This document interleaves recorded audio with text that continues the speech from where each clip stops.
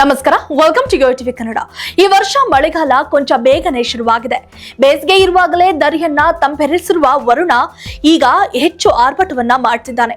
ಈಗ ರಾಜ್ಯದಲ್ಲಿ ಹಲವೆಡೆ ಮಳೆಯಾಗ್ತಿದೆ. ಅತಿಯಾದ ಮಳೆ ಹಾಗೂ ಬಿರುಸಾದ ಗಾಳಿಯಿಂದ ಈಗ ಅನಾಹುತಗಳು ಕೂಡ ಸಂಭವಿಸುತ್ತಿವೆ. ವಾರಕ್ಕೆ 2-3 ಬಾರಿ ಸುರಿಯುವ ಮಳೆಯು ತುಂಬಾ ರಭಸವಾಗಿ ಬರ್ತಿದ್ದು ಜನಸಾಮಾನ್ಯರ ಸ್ಥಿತಿಗೆ ಅಡ್ಡಿ ಉಂಟು ಮಾಡುತ್ತಿದೆ. ಹಾಗಾದ್ರೆ ಇಂತಹ ಮಳೆಗೆ ಕಾರಣ ಏನು ಎಂಬುದನ್ನ ಈ ವರದಿಯಲ್ಲಿ ತಿಳಿಸ್ತೀವಿ ನೋಡಿ. ಹೌದು, ಕರ್ನಾಟಕದ ಕೆಲವೆಡೆ ಸೇರಿದಂತೆ ದೇಶದ ಹಲವು ಭಾಗಗಳಲ್ಲಿ ಕಳೆದ ಕೆಲ ದಿನಗಳಿಂದ ಧಾರಾಕಾರ ಮಳೆಯಾಗ್ತಿದೆ. ಇದಕ್ಕೆ ಕಾರಣ ಸಹಜವಾಗಿ ಬಂದಿರುವ ಮಳೆಗಾಲದ ಸಮಯ ಎನ್ನುವ ಹಾಗಿಲ್ಲ. ಇದು ಹವಾಮಾನ ವೈಪರೀತ್ಯದಿಂದ ಎನ್ನಲಾಗ್ತಿದೆ. ಅಂದ್ರೆ ಹವಾಮಾನ ಇಲಾಖೆ ಹೇಳುವ ಪ್ರಕಾರ 70 ಕಿಲೋಮೀಟರ್ ವೇಗದಲ್ಲಿ ಚಂಡಮಾರುತವೊಂದು ಬೀಸಲಿದೆಯಂತೆ. ಹೀಗಾಗಿ ಈಗ ದೇಶಾದ್ಯಂತ ಭಾರಿ ಮಳೆಯಾಗುವ ಎಚ್ಚರಿಕೆಯನ್ನ ಇಲಾಖೆ ನೀಡಿದೆ.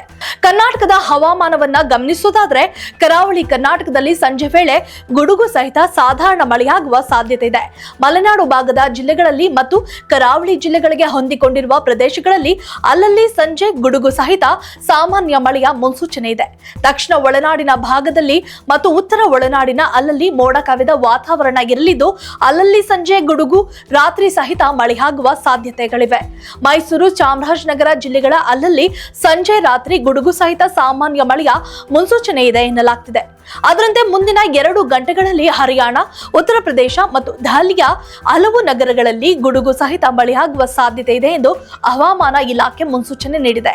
ಈ ನಗರಗಳಲ್ಲಿ ಹರಿಯಾಣದ ರಾಜೌಂಡ್, ಅಸ್ಸಂದ್ ಹಾಗೂ ಸಫಿನಾಡ್, ಜಿಂದ್, ಪಾಣಿಪತ್, ಗೋಹಾನಾ, ತೋಶಂ ಸೇರಿವೆ.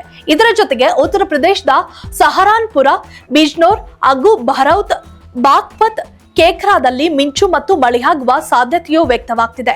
ಹಾಗೆಯೇ ಪಂಜಾಬ್, ಹರಿಯಾಣದಿಂದ ಒಡಿಶಾ ಮತ್ತು ಗುಜರಾತ್ನಿಂದ ಬಿಹಾರ ಸೇರಿದಂತೆ 10 ರಾಜ್ಯಗಳಲ್ಲಿ ಮಳೆಯಾಗುವ ಸಾಧ್ಯತೆ ಇದ್ದು, ಈ ಹಿನ್ನೆಲೆ ಹವಾಮಾನ ಇಲಾಖೆ ಆ ಭಾಗದಲ್ಲಿ ಆರೆಂಜ್ ಅಲರ್ಟ್ ಅನ್ನು ಕೂಡ ಘೋಷಣೆ ಮಾಡಿದೆ.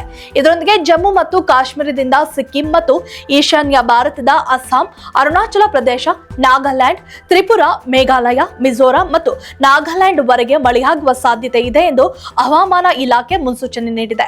ಒಟ್ಟಾರೆ ಈ ಮೂಲಕ ಭಾರತದ ಕರಾವಳಿ ಪ್ರದೇಶಗಳಲ್ಲಿ ಅಂದ್ರೆ ಪೂರ್ವ ಮತ್ತು ಪಶ್ಚಿಮ ಭಾಗದಲ್ಲಿ ಬಲವಾದ ಮಳೆಯಾಗುವ ಸಾಧ್ಯತೆ ಇದೆ. ಮುಂದಿನ 72ರಿಂದ 96 ಗಂಟೆಗಳ ಕಾಲ ದೇಶದಲ್ಲಿ ಇದೇ ರೀತಿಯ ಹವಾಮಾನ ಮುಂದುವರಿಯುವ ಸಾಧ್ಯತೆ ಇದೆ ಎಂದು ಇಲಾಖೆ ತಿಳಿಸಿದೆ. ವಾಯುವ್ಯ ಭಾರತದ ರಾಜ್ಯಗಳಲ್ಲಿ ಮಳೆಯೊಂದಿಗೆ ಧೂಳಿನ ಬಿರುಗಾಳಿಯ ಎಚ್ಚರಿಕೆಯನ್ನ ಹವಾಮಾನ ಇಲಾಖೆ ನೀಡಿದೆ ಎನ್ನಬಹುದು. If you like this video, ಬೇಗ ಲೈಕ್ ಮಾಡಿ, ಕಾಮೆಂಟ್ ಮಾಡಿ, ಶೇರ್ ಮಾಡಿ ಹಾಗೂ ಯೋಯೋ ಟಿವಿ ಕನ್ನಡವನ್ನು ಸಬ್ಸ್ಕ್ರೈಬ್ ಮಾಡಿ.